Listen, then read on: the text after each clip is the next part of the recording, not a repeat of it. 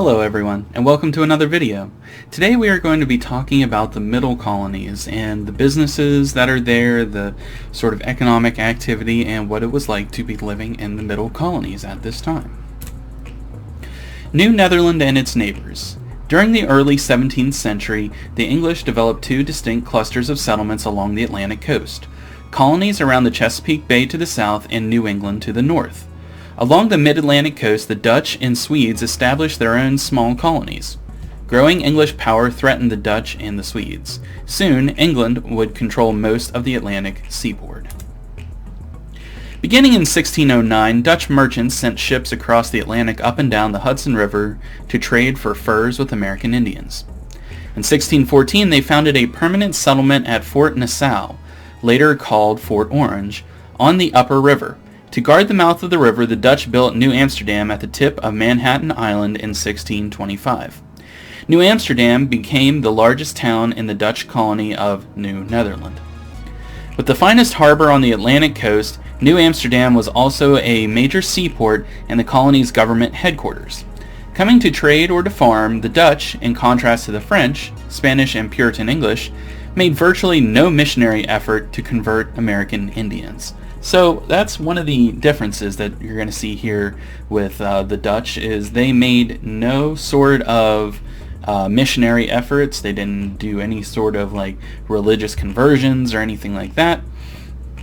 They simply came to set up colonies and to farm and to trade. Diversity in New Netherland thrives.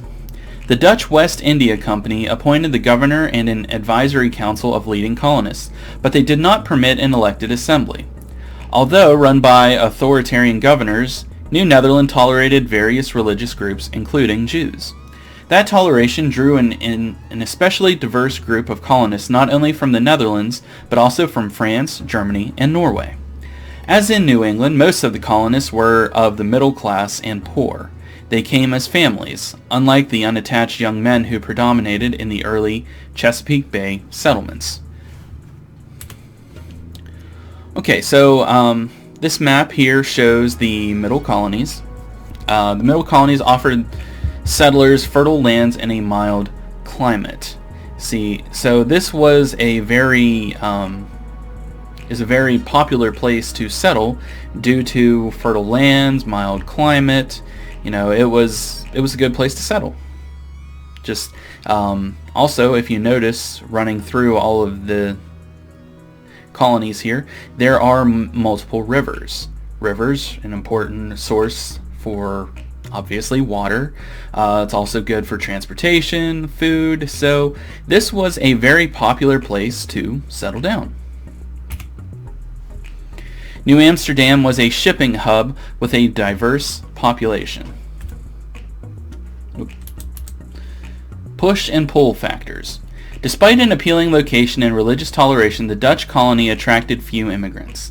In 1660, New Netherland had only 5,000 colonists, better than the 3,000 in New France, but far behind the 25,000 in the Chesapeake area and the 33,000 in New England. In mobilizing migration to the colonies, push factors were stronger than pull factors. Push factors motivate people to leave their home countries. For example, religious persecution pushed the Puritans out of England. Pull factors, however, attract people to a new location. For example, the promise of a better life and fertile soil may pull people to a new land. During the 17th century, push was stronger in England than in the Netherlands. With the Netherlands' booming economy and a high standard of living, the Dutch had less cause to leave home than did the English, who suffered from a stagnant economy. The Dutch did not have the masses of roaming poor who became servants in the southern colonies. So at this time, the economy for the Dutch was good. They didn't really have these major factors like England did that pushed them to go find a new place. Scandinavians established New Sweden. In 1638, traders founded New Sweden on the lower Delaware River, within the present state of Delaware. Settlers built Fort Christina at the site of present-day Wilmington. Like the Dutch colony, New Sweden had a dual economy, the fur trade with American Indians and grain farming by colonists. Some of the colonists were Swedes, but most came from Finland, then under Swedish rule.